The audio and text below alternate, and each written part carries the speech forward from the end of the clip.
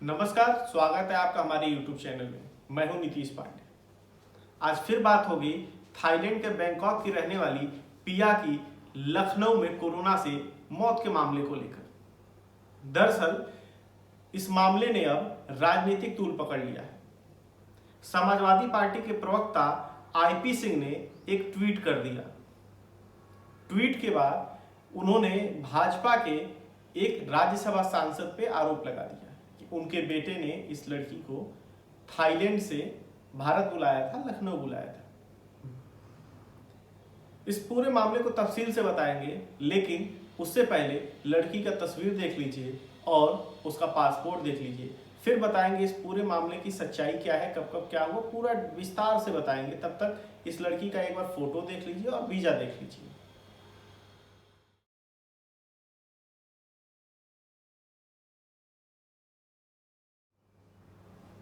दरअसल ये पिया नाम की लड़की थाईलैंड के बैंकॉक की रहने वाली है और 3 महीने के वीजा पर भारत आई थी। बताया जा रहा है कि ये यहाँ एक बड़े कारोबारी के बेटे के बुलाने पर आई थी और इस 7 लाख रुपए में आई थी। ये कॉल गर्ल थी, ऐसा मीडिया में कहा जा रहा है।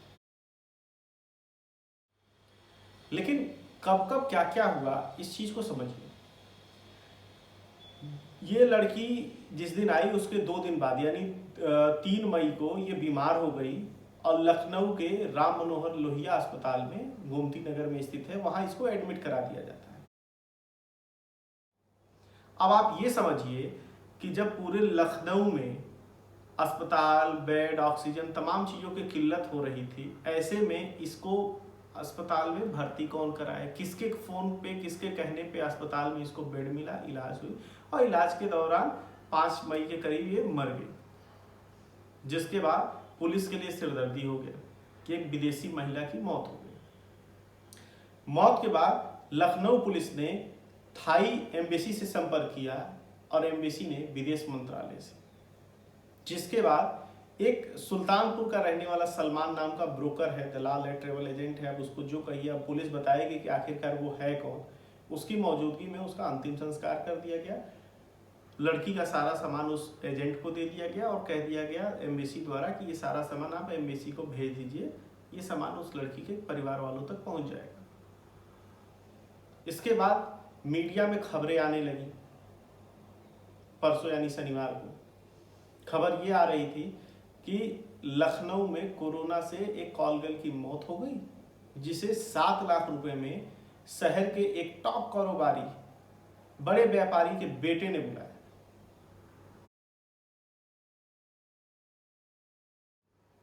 जिसके बाद कल यानी रविवार को समाजवादी पार्टी के वरिष्ठ नेता आईपी सिंह ने एक ट्वीट करा और ट्वीट में उन्होंने एक भाजपा के राज्यसभा सांसद पर आरोप लगा दिया कि उनके बेटे ने बुलाया। वो बड़े बिल्डर भी हैं, बड़ा ग्रुप है उनका।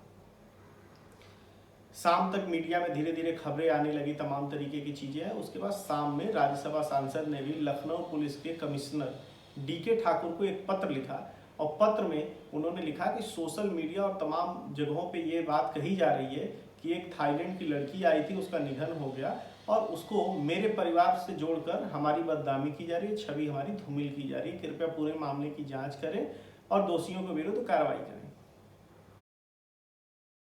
इससे ठीक पहले आईपी सिंह के ट्वीट और संजय सेठ के इस चिट्ठी के ठीक पहले जबरिया रिटायर आईपीएस अमिताभ ठाकुर की पत्नी नूतन ठाकुर ने लखनऊ के पुलिस कमिश्नर को पत्र लिख के मांग किया कि उन्होंने भी सोशल मीडिया पर इस तरीके की खबरें पढ़ी हैं और इस मामले में उचित कार्रवाई की जाए, एफआईआर किया जाए और आगे की जो है कार्रवाई जो भी होती है, एक विदेशी महिला की क्या करने आई थी, किससे मिलने आई थी, क्यों आई थी, कहाँ रह रही थी, सारी चीजों को उन्होंने अपनी चिट्ठी में लिखा है। शाम तक बढ़ते दबाव को देखते हुए लखनऊ पुलिस ने एक ट्वीट किया और ट्वीट करके ये लिखा कि इस मामले में जांच डीसीपी पूर्वी को सौंप दी गई है। जो भी होगा वो विधिक कार्रवाई के अनुसार होगा, जो भी आरोपी होगा उसके विरुद्ध कार्रवाई की जाए। आज तक न्यूज चैनल में काम करने वाले लखनऊ के क्राइम रिपोर्टर हैं, सीनियर क्राइम रिपोर्टर हैं संतोष कुमार, उन्होंने अपनी पड़ताल की।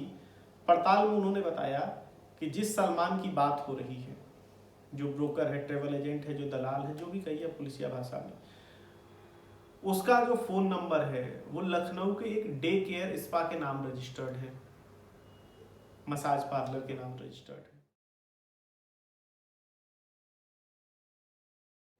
सलमान का कहना है कि ये नंबर उसने 6 महीने पहले लिया था, उसे उसका किसी मसाज पार्लर या किसी से कोई लेना देना नहीं है। उसके पास एक उनके दोस्त हैं, रायपुर के रहने वाले हैं, बिल्डर है, उन्होंने फ़ोन किया था कि ये लड़की है, इसका ख्याल रखो, इसलिए मैं सुल्तानपुर से आ गया उसका ख्याल रखने।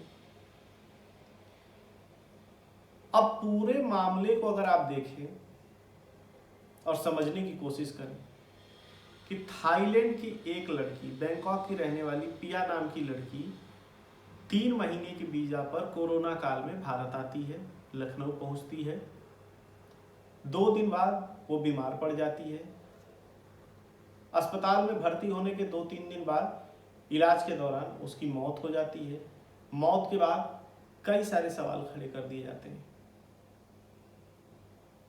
समाजवादी पार्टी के नेता IP सिंह, नूतन ठाकुर जो सामाजिक कार्यकर्ता एक्टिविस्ट हैं, उनके द्वारा कि आखिरकार ये लड़की क्या करने आई थी, किससे मिलने आई थी, किसके यहाँ रह रही थी, तमाम तरीके के सवाल। जिसके बाद से राजनीतिक होने के बाद ये मामला और तूल ले लिया। एक बड़े कारोबारी और राज्यसभा सांसद का नाम इसमें जुड़ गया, उनके परिवार का नाम जुड़ गया। ये मामला काफी हाई प्रोफाइल होता जा रहा है। लेकिन सबसे बड़ा सवाल ये है कि आखिरकार लखनऊ पुलिस इस मामले की जांच में देरी क्यों कर रही है। लड़की की डेड बॉडी यानी जो भी जिस भी तरीके से अंतिम संस्कार कराया वो क्यों करा दिया, पोस्टमार्टम क्यों नहीं कराया गया। तमाम तरीके की चीज़ें हैं कि एक विदेशी महिला यहाँ आई और उसके साथ इतनी बड़ी घटना हो गई, कोरोना पॉजिटिव हो गई, उसके निधन हो गया, तो एक बहुत हल्के तरीके से, सामान्य तरीके से उसका अंतिम संस्कार क्यों करा दिया। ये तमाम सवाल नूतन ठाकुर ने अपने उस चिट्ठी में उठाए, मीडिया में उठाए जा रहे हैं। मसाज पार्लर से कनेक्शन जोड़ा जा रहा है। संजय सेठ, उनके परिवार को धूमिल करने की कोशिश की जा रही है, ऐसा उन्होंने चिट्ठी में लिखा है। DK ठाकुर से उन्होंने जांच कर उचित कार्रवाई करने की मांग की है। बहरहाल अब जो भी होगा लखनऊ पुलिस की जांच में ही स्पष्ट होगा। लेकिन आज सुबह नवभारत टाइम्स के ब्यूरो चीफ मनीष श्रीवास्तव, जो पिछले काफी समय से लखनऊ में पत्रकारिता करते हैं, उन्होंने एक ट्वीट कर जानकारी दी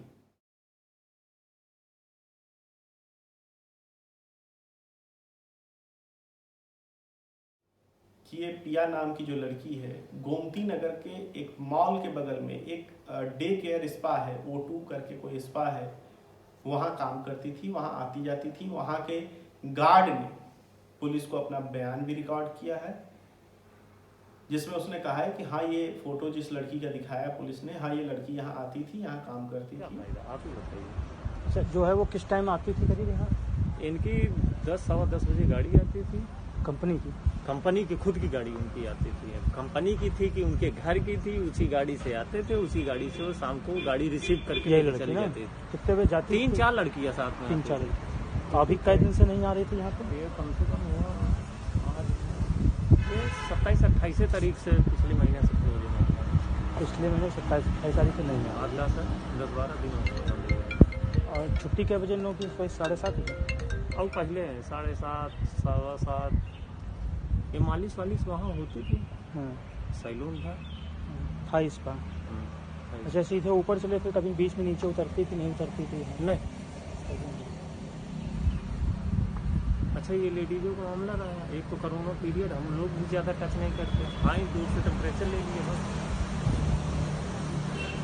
ऊपर। अच्छा, इसका कोई जैसे अच्छा उसमें भी क्या है। और अक्सर पिछले 2 साल से आती जाती रही है। बहरहाल अब जो भी होगा पुलिस की जांच में स्पष्ट हो जाएगा कि आखिरकार ये लखनऊ किससे मिलने आई थी, क्या ये किसी के बुलाने पे क्या कॉलगर्ल थी या क्या थी, ये स्पष्ट हो जाएगा, बिल्कुल साफ हो जाएगा कुछ ही नहीं। कल से सोशल मीडिया पे, व्हाट्सएप पे एक मैसेज वायरल हो रहा है, जिसमें एक जनप्रतिनिधि पे, शहर के एक प्रतिष्ठित व्यक्ति पे गंभीर आरोप लगाए गए हैं। उस विषय की जांच कमिश्नर महोदय द्वारा मुझे सौंपी गई है। उस प्रकरण की मैं पूरी जांच कर रहा हूं। इसमें जैसे ही कोई अपडेट होगा या ये जांच पूरी होगी तो आप लोगों को भी अवगत कराया जाएगा, और इसी केस के लिए हम लोग जो भी इस जांच रिपोर्ट को बनाकर के ऊपर प्रेषित करेंगे। इसलिए इस मामले को अब राजनीतिक तूल दिया जा रहा है, बड़ा किया जा रहा है, हाइप किया जा रहा है। बहरहाल अब जो भी होगा पुलिस जांच के बाद ही स्पष्ट होगा।